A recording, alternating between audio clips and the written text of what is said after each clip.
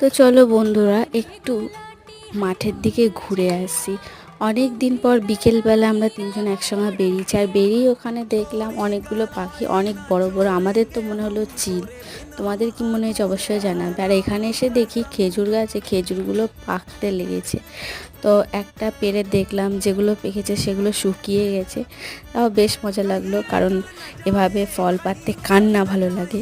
তারপরে দেখো আমরা একটু মজা করছিলাম, আর একটু যেতেই আমরা একটা ছোটোবেলার হারিয়ে যাবার জিনিস সেটা দেখতে পেলাম। এখন আর সব জায়গায় দেখতে পাই না, কিন্তু এখানে এসে দেখতে পেয়েছি।